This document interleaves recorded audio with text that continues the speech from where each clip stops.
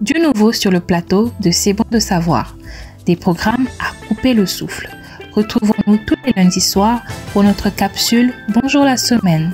C'est bon de savoir, c'est aussi des moments de détente et de partage de la parole chaque samedi à partir de 15h dans nos rubriques Au commencement et Les jeunes veulent savoir, ainsi que Reverentia, un temps d'adoration où nous nous livrons tout entier aux pieds de notre Seigneur. C'est bon de savoir l'atmosphère qu'il nous faut. Connectons-nous tous ensemble sur notre chaîne YouTube et notre page Facebook. C'est bon de savoir. N'oubliez surtout pas de vous abonner, de liker, juste un clic, d'activer la cloche de notification, vous y êtes presque, pour ne rien rater de tous nos rendez-vous et de partager, voilà, afin que toute la communauté puisse en bénéficier, car c'est bon de savoir, l'atmosphère. Gloire au Seigneur, eh bien nous rendons gloire à Dieu pour encore une fois la rencontre de ce soir. Eh bien, bonjour, bonsoir à vous tous qui nous suivez sur ces plateaux. Que Dieu soit béni. Je suis Gabriel Aveilly. Eh bien, j'aimerais partager rapidement avec vous sur deux clés capables de vous aider à être dans la victoire, dans le combat spirituel. Combien n'avez-vous pas entendu parler du dicton suivant: la vie est un combat? La vie est un combat est un dicton connu de tous. Nous connaissons tous le fameux dicton, soit pour l'avoir lu ou entendu, soit et surtout pour l'avoir vécu. Eh bien, les combats se manifestent sous plusieurs formes, sous plusieurs aspects. Mais généralement, leurs causes principales sont spirituelles. Eh bien, laissez-moi vous présenter deux clés importantes dans vos combats. Eh bien, comment sortir vainqueur? Eh bien, apprenez, je parle de deux.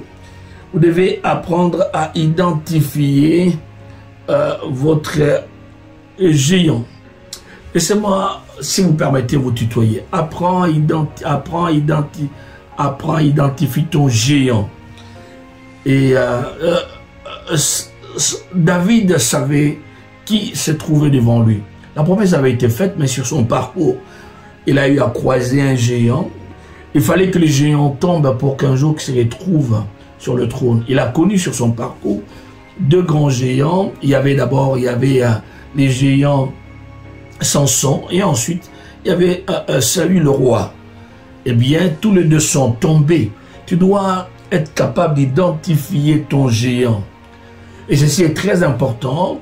Et là, c'est la première clé. La deuxième clé, apprendre à ajuster son armure en conséquence, à ajuster sa stratégie de guerre. Ceci est très important. Eh bien, les types d'esprits qui t'attaquent, tu dois bien les reconnaître et bien les cibler. On n'entre pas en brousse et on commence à tirer parce qu'il y a des animaux. Il faut cibler le gibier et ensuite tirer. Quels sont les esprits qui dérangent ta vie ou qui dérangent ta famille, qui dérangent les générations de ta famille? Pauvreté, immoralité sexuelle, incrédulité ou quoi? Il y a une incrédulité légendaire, rébellion, divorce, quoi? Qu'est-ce qui attaque la famille?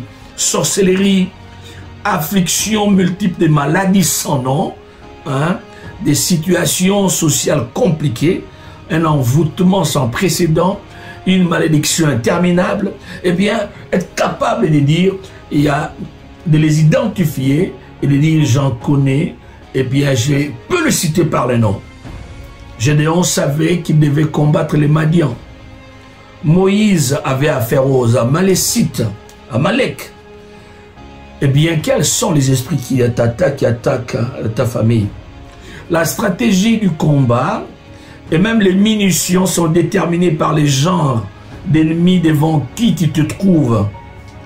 Et même comment utiliser ces armes dépend également de ce type d'ennemis. Madian attendait la moisson dans Juge 6, attendait la moisson pour venir détruire tout ce qu'Israël s'aimait. À l'heure de la récolte, il venait. Qu'est-ce qui se passe? Juste au moment où tu veux gagner quelque chose, une maladie arrive. Jusqu'au moment où tu as les salaires, tu apprends une mauvaise nouvelle de la famille qui te demande de pouvoir débourser quelque chose, de pouvoir dépenser quelque chose. Eh bien, il y a toujours un esprit qui vient voler ton argent en dernière minute. Il y a toujours, chez certaines personnes, c'est juste à la fin d'une chose que la chose est détruite. Eh bien ajuster son armure en conséquence. Jésus a dit dans Matthieu 17, 21, ce type de démons ne peut être chassé que par la prière avec jeûne. Non seulement la prière, donc il y a des démons qui peuvent se chasser uniquement par la prière, mais il y en a d'autres, il faut associer le jeûne. Et je dirais même, donc il y a, pas pour ajouter à ce que le maître a dit, je puise la sagesse du maître, donc il y a pour certains cas, on peut jeûner 3 jours, pour d'autres cas, une semaine, pour d'autres cas, 21 jours. Donc tout est question de la capacité d'identifier l'ennemi devant lequel on se trouve. On ne se sert pas d'une bombe ou bien d'un bazooka pour neutraliser un cambrioleur. Non, pas du tout. On n'attaque pas non plus une armée avec un revolver. Eh bien, c'est de la stupidité. Est-ce que tu connais qui t'attaque, qui t'agresse? Quels sont les esprits qui te dérangent? L'échec, la défaite, la confusion. Tu vois, tu ne peux jamais vivre en paix. Tes relations sont constamment volées. Toutes les bonnes relations, tu finis par le perdre.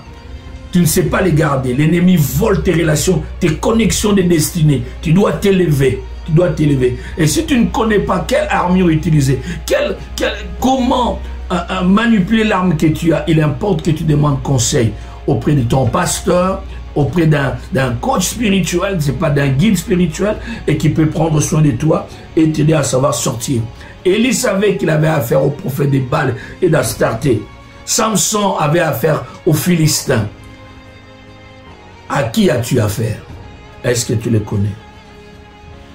Que Dieu te bénisse.